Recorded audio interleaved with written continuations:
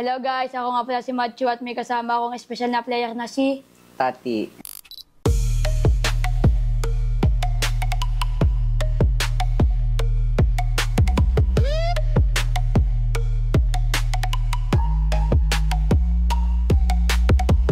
Idol. Kamusta ka naman?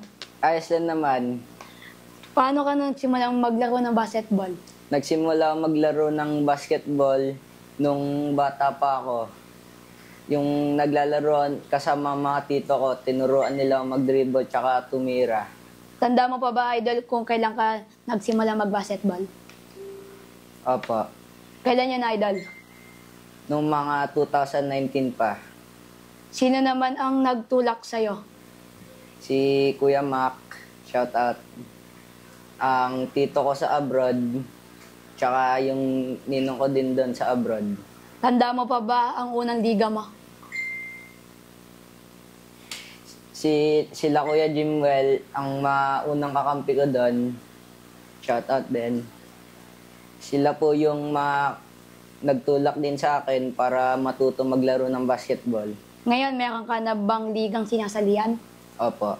Ano yun? Sa Montabilla po.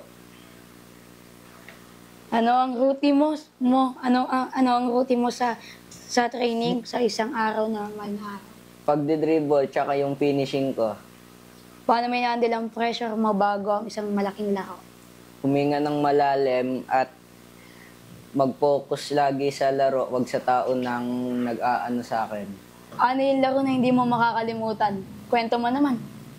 Ang hindi ko makakalimutan na laro ko, yung laro namin sa Malanday, ang kalaban namin, ang Kumpulan. Bakit yun hindi mo makakalimutan? Kasi ayun yung unang laro ko na nag-overtime, tsaka ayun ang pinakamadikit na labang ko ngayon. Ayan. Ano ang pinakamalaki mong challenge na hinaharap sa basketball? Ang habagat season ngayon, di ako makalabas at madaming tao sa court. May moment na ba gusto mong sumuko, paano mo nalalagpasan yon? Nung na-injure ako sa paa ko, Sa tingin mo, ano ang role mo sa loob ng court? Leader ka ba? Scorer o defender?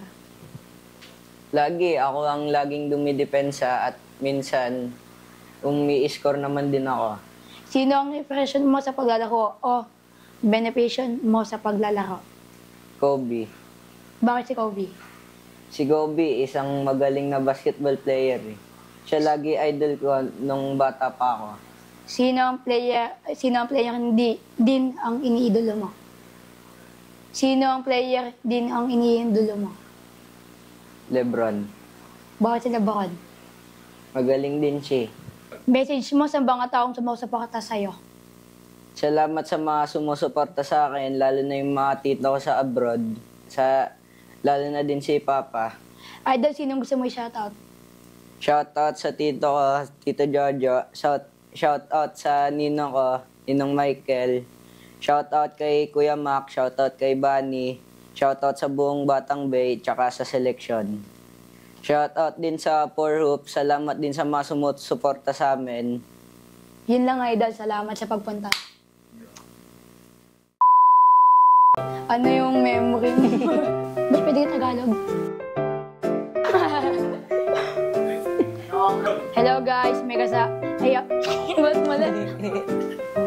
Mali. Ano ang rating mo sa training sa isang normal na araw?